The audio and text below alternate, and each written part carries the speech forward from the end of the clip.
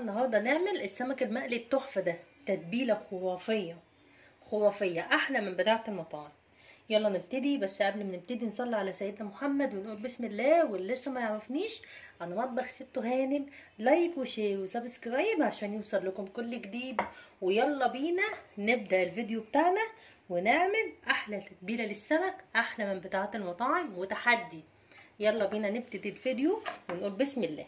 بصوا، انا في بنوته بعتالي، انا النهارده هعمل سمك. في بنوته بعتالي عايزاني اعلمها ازاي تنظف السمك. تمام، بما اني انا بعلم واحده واحده كده بالخطوات. شوفوا هننضف السمكه دي ازاي بطريقه سهله جدا.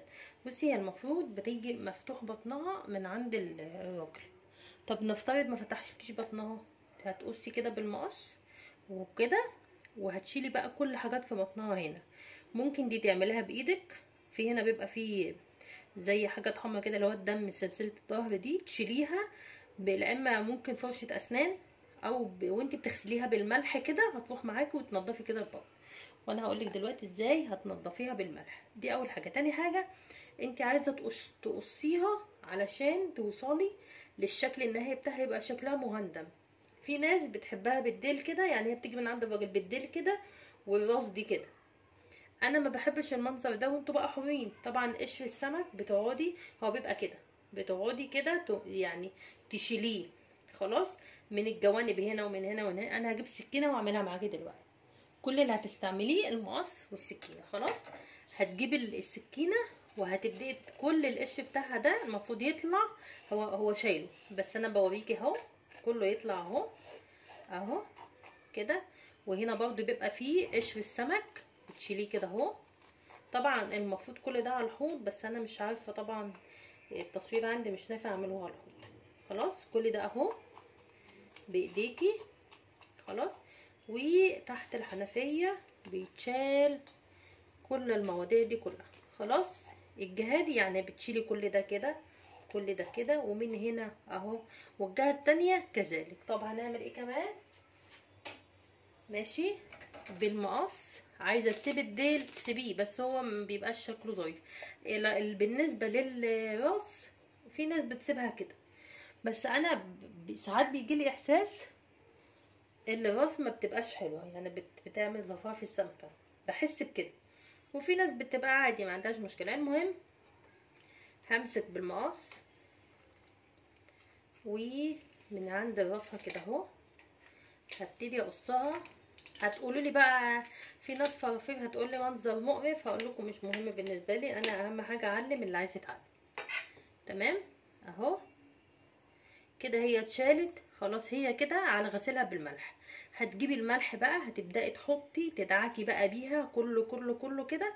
هعملها لك برضو بالملح دلوقتي عشان نبقى احنا خلصناها كلها، وتبقى هي يا دوبك على غسيلها في الحوض.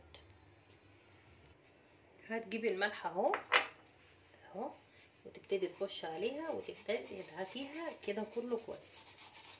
خلاص، من جوه كمان. طبعا الملح بتاع السمك اللي انت بتستعمليه تجيبيه دوبك على قد السمكه. طبعا راسها هنا بيبقى برضو فيها حاجات مش حلوه. كل يا جماعه الحاجات دي بتعمل زفاره في السمك، خدوا بالكم. في ناس بتعمل السمك زفر. تدعكي كل ده من هنا من الجوانب دي وتشيلي كل ده، وتبداي من هنا كل ده اهو بتنضفيه. خلاص، والجهه التانيه نفس الطريقه. هتسيبيها حدود 5 دقايق في الملح، وهتبدأي تغسليها تحت الماء. بس كده، كل الدم اللي فيها اهو بصي بايديكي نزل كله نضف اهو اهو. عشان بس والله انا ما بعملش الحركه دي قدامكم، لان ايه بقولها يقرفوا، بس لازم اعملها لان بدل الناس سالت يبقى هم عايزين يعرفوا المعلومه دي اهي. وتسيبيها بقى وتبدأي بعد كده اهو تشطفيها تحت الحنفيه كويس، وتبقى مرحله الطبيخ بقى. المرحله التانية من طبيخ السمك، هنجيب السمكة بنحط طبعا على مصفى عشان ينزل كل المية اللي فيه، علشان لما تتبليه يديكي ايه التتبيلة روعة. هتجيبي السمكة بس زي ما انا بقولك كده، هتفتحيها ليه؟ علشان يدخل الثوم بتاعك والتتبيلة كلها جوه السمكة كده اهو بالطريقة دي. طبعا كل ما بتكبر السمكة كل ما بتعملي فتحات اكتر. انا حطيتها الجهه دي وهعملها الجهه التانية اهو. تمام خلاص كده بالنسبه لي السمكه اتفتحت. بصوا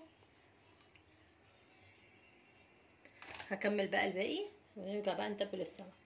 بصي هنجيب التوم اهو، حبه توم حلوين يعني ما تستخسريش في السمك التوم.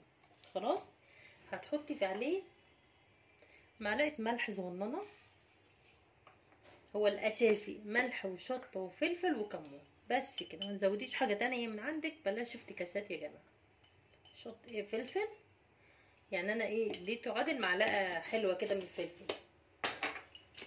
شطه احط نص معلقه صغننه كده برضه عشان يبقى نكهته عاليه. وهحط الكمون، ملح وشطه وفلفل وكمون، برضه كمون احط معلقه حلوه كده، يعني الكمون بزود فيه سنه لان الكمون بيحل السمك. خلاص اهو هفرمه فرم ناعم، هفرمه معاك اهو. هجيب بقى كل سمكه سمكه، متهيالي انا شارحه بقى التفاصيل. بعدين التتبيله بقى، التتبيله لازم تتغلغل كده السمكه. كل ما التتبيله تدخل في السمكه كل ما السمكه هتلاقيها بقت اطعم من الطعام. ماشي اهو، ماشي اهو. وما تتكسفيش من السمكه، يعني ما تتكسفيش منها ودعكيها كده، يعني ادعكيها هي مش هتقولك حاجه كده اهو. ندخل التتبيله كلها اهو. سمكه طيبه اهي واحده عملت اهي. بصوا احلى سمك مقلي تاكلوه والله والله والله احلى من المطاعم.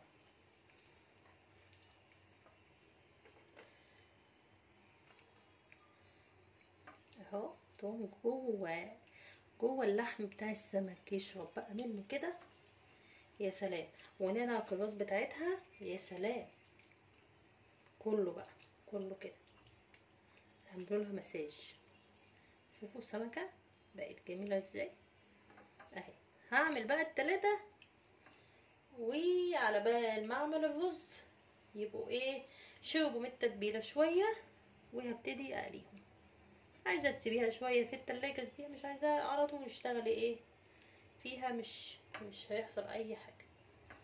حلو كده شايفين شكلها. بصوا بقى في الخطوه بقى اللي هي دي قبل القليه على طول، احنا بندقق السمك. يعني بنحط الدقيق على السمك بس يطلع منك مقرمش وتحفه وحاجه كده خيال الخيال.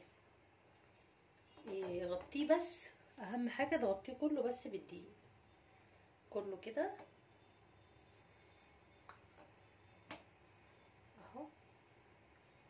والمرحله التانية اللي احنا هنحطه بقى في زيت غزير اللي هو عشان يحمر السمكة حلو ويديها طبقة اللي هي الذهبي دي، اللي انتوا بتبقوا بتشوفوها عند بتوع محلات السمك او بتعملوها في البيت. خلاص كده ادي السمكة بتاعتك اهي. هتبتدي انا ساعات كمان بحط حبة دقيق هنا كده، بحس ان هما بيغلفوا الدنيا يعني بيدوها قرمشة اكتر برضه.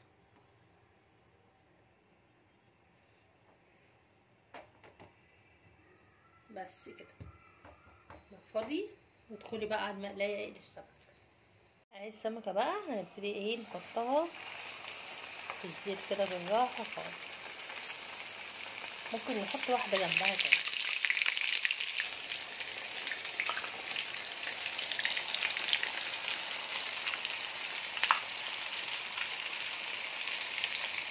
وطالع عامل ازاي؟ انا كده خلصت، قولوا لي بقى رأيكم.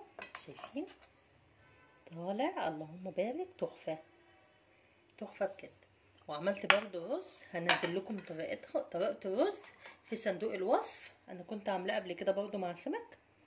شوفوا عامل ازاي الرز ده، بيطلع فظيع مع السمك يا جماعة، فظيع فظيع. لازم تجربوا الوصفة بطريقتي دي، خطير خطير خطير. بصوا السمكة تحفة ولا غلطة. يلا بقى، لو عجبكم الفيديو وعجبتكم الطريقة، لايك وشير وسبسكرايب عشان يوصل لكم كل جديد مع مطبخ ست هانم. مع السلامة وبألف هنا.